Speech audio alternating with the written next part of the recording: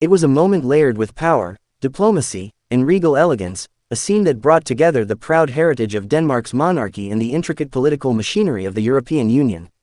On June 3, 2025, all eyes turned to Copenhagen as King Frederik X and Queen Mary of Denmark formally received the Conference of Presidents of the European Parliament. The event was not just ceremonial, it was symbolic of Denmark's enduring place at the heart of European dialogue, diplomacy, and unity. The setting was nothing short of majestic. Under the bright Danish summer sky, the gates of Amalienborg Palace swung open with grandeur, heralding the arrival of some of the most powerful political figures in Europe. The air buzzed with anticipation and protocol, as the Danish royal guard, impeccably dressed in their ceremonial uniforms, stood in silent formation. Every inch of the palace grounds exuded tradition and authority, setting the tone for a meeting that would blend royal grace with democratic ideals. King Frederik, tall and commanding in his royal military attire, exuded quiet confidence. His posture was as regal as it was reassuring, a reflection of a monarch who is not just a figurehead, but a leader deeply engaged in the complexities of both domestic and international politics. Beside him, Queen Mary stood with her trademark poise and grace, a vision of modern monarchy. Wearing a tailored outfit that subtly nodded to European unity with its deep blue hue, her presence was both diplomatic and fashion-forward, underscoring her reputation as one of Europe's most admired and influential consorts. As the delegation from the European Parliament approached, led by the President of the EP and accompanied by other high-ranking representatives, the atmosphere turned palpably respectful. Here was a meeting of two great European institutions, the ancient and symbolic power of monarchy, and the progressive, deliberative structure of the European Union. It was a reminder that even in the 21st century, tradition and modernity need not be in conflict, they can walk side by side, hand in hand, as partners in dialogue and progress. Inside the palace, conversations unfolded behind closed doors, but their significance echoed across the continent. King Frederik and Queen Mary engaged with the delegation not just as ceremonial hosts, but as active participants in Europe's future. Their discussions, though private, likely touched on Denmark's pivotal role in the EU, the challenges facing the continent, from security and climate change to migration and economic recovery, and the importance of unity in the face of growing geopolitical tensions. The presence of the Conference of Presidents, which includes the President of the European Parliament and the leaders of the major political groups within it, further elevated the importance of the visit. These are the architects of EU policy, the voices of over 400 million citizens, and their engagement with Denmark's royal couple signals more than mere formality. It is a recognition of the monarchy's soft power and its ability to foster trust, stability, and cultural continuity. Observers noted the subtle cues that speak volumes in the world of royalty and diplomacy. The Queen's choice of jewelry, for instance, a pair of sapphire earrings once worn by Queen Ingrid, was a delicate yet poignant nod to Denmark's royal legacy and its enduring ties with Europe. King Frederik's remarks during the brief public interaction were measured and thoughtful, reinforcing Denmark's commitment to democratic values, cooperation, and peace in the European arena. Outside the palace, Danish citizens and international onlookers gathered, waving flags and capturing moments on their phones.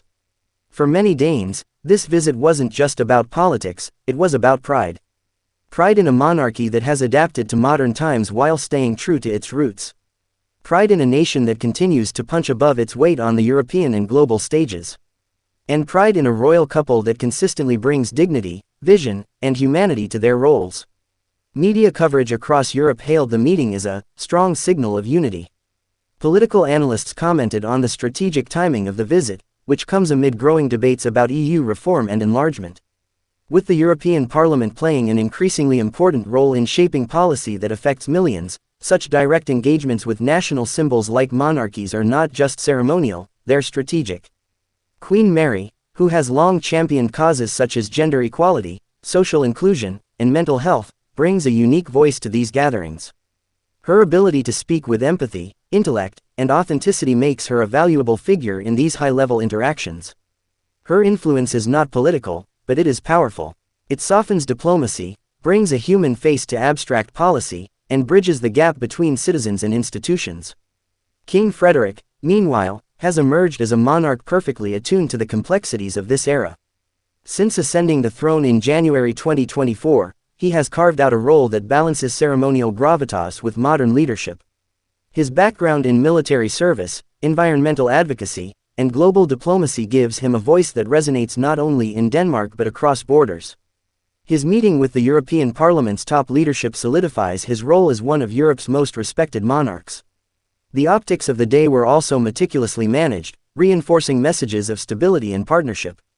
Photographs released by the royal house showed the king and queen in open, welcoming poses, surrounded by the European delegation. The visuals told a story of openness, dialogue, and shared purpose. There was no stiffness, no distance, just a sense of collaboration and mutual respect. In the hours following the meeting, social media lit up with commentary. Royal watchers praised the elegance and substance of the occasion. Political commentators noted the importance of soft diplomacy in maintaining cohesion within the EU. Danish citizens expressed pride in their royal couple, applauding their ability to represent the nation with dignity and grace. Though the meeting lasted just a few hours, its impact will be felt for months to come. For the European Parliament, it was a reminder that institutional legitimacy is strengthened through visibility and connection.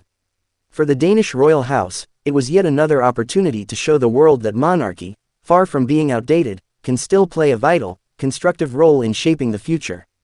This visit also raises interesting questions about the evolving nature of royal diplomacy. In an era defined by digital media, populism, and rapid change, monarchies must constantly redefine their relevance. King Frederik and Queen Mary appear to understand this better than most. Their approach is nuanced, forward-looking, and deeply rooted in service. They are not just passive observers of history, they are participants in its making.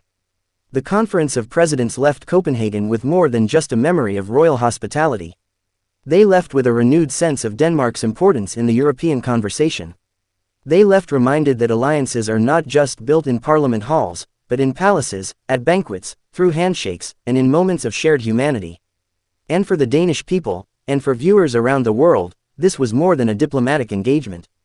It was a story of leadership, legacy, and love, for country, for culture, and for a continent that still dares to dream of unity.